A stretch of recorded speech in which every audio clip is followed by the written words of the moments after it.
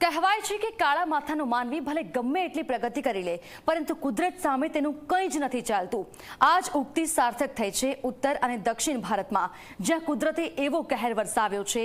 અનેક લોકો મોતને ભેટ્યા છે, અનેક લોકો ફસાયા છે, અને એ પણ એવી રીતે કે તેમના સુધી પહોંચવું મુશ્કેલ થઈ રહ્યું છે. આ 4 દ્રશ્યો આપ જોઈ રહ્યા છો. 4 અલગ અલગ રાજ્યોથી કેદારનાથ યાત્રાના મહત્વના પડાવ એવા સોનપ્રયાગમાં ભૂસ્ખલન થયું અને હજારો લોકો અંદર ફસાઈ ગયા. ભારે વરસાદને કારણે પૂર આવ્યું અને પૂરથી ભૂસ્ખલન થયું, જેના કારણે રેસ્ક્યુમાં પણ ખૂબ જ મુશ્કેલી પડી રહી છે. હજારો લોકોનું સેનાએ હેલિકોપ્ટરથી રેસ્ક્યુ કર્યું. હજુ પણ 1000 જેટલા લોકો ફસાયેલા છે, જેમને બચાવવા માટે સેના સતત પ્રયાસો કરી રહી છે. તો આ તરફ જમ્મુ કાશ્મીરના ચેરવા કાંગન વિસ્તારમાં વાદળ ફાટ્યું છે, જેના કારણે અનેક લોકો ફસાયા. વાહનો તો જાણે રમકડાના હોય તેટલું નુકસાન થઈ ગયું છે.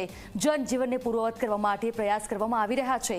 હિમાચલ પ્રદેશના રામપુર અને કુલ્લુ મનાલીમાં પણ વાદળ ફાટવાના કારણે અને ગ્લેશિયર પીગળવાના કારણે પારાવાર નુકસાન થયું છે.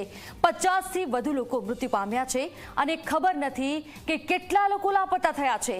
રામપુરમાં 3 દિવસથી રેસ્ક્યુ ઓપરેશન ચાલી રહ્યું છે, તો વાયનાડમાં મચેલી તબાહીથી કોઈ અજાણ નથી. 300થી વધુ લોકો જેમાં મૃત્યુ પામ્યા એ વાયનાડની ઘટનાના દ્રશ્યો ભલભલાને હચમચાવી દે તેવા છે. હવે તો કુદરત કૃપા કરે અને પ્રકોપ ઓછો કરે તેવી જ પ્રાર્થના સૌ કોઈ કરી રહ્યા છે.